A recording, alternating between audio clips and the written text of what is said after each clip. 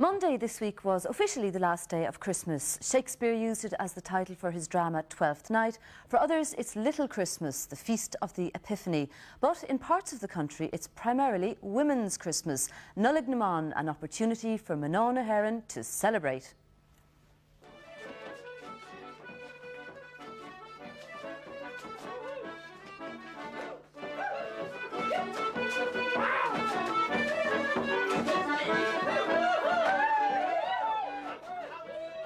The women of Kerry have come out to celebrate their own Christmas.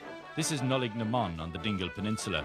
Before the goose is cooked or the last candle quenched, there is time for togetherness.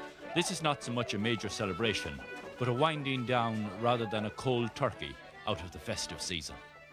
When I was small, I remember I can still see the crib on the window like we have it here tonight. And the 3 candles, my mother would light the 3 candles, the 3 wise men, and in the church too, they kept the crib there, you know. Even they still do it. It's not taken down until the Sunday after Christmas. I think there's a simplicity about the whole Christmas message. It's about powerlessness and about poverty and not knowing what's going to happen. And I think a lot of women can identify with that. You never know what's going to happen, you know.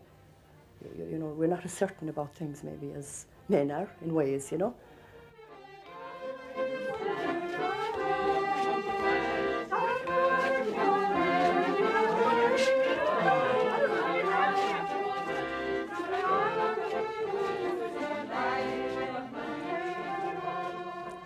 It could be put down to political correctness, lack of discrimination, or simply changing times. But today's men have found themselves a place in Nollaig.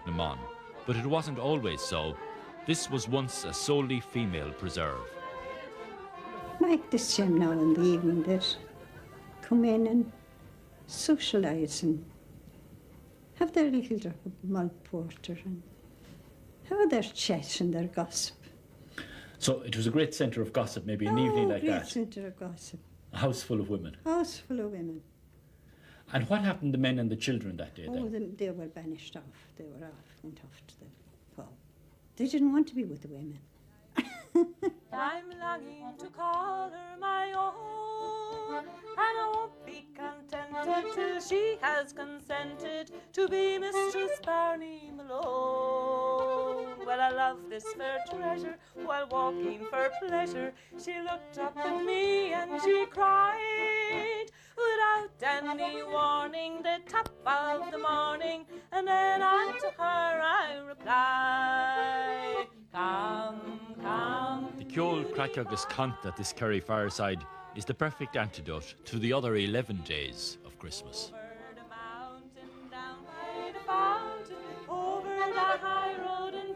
It was called Epiphany, you know, the 12th night, and I think it was always a winding down time, you know.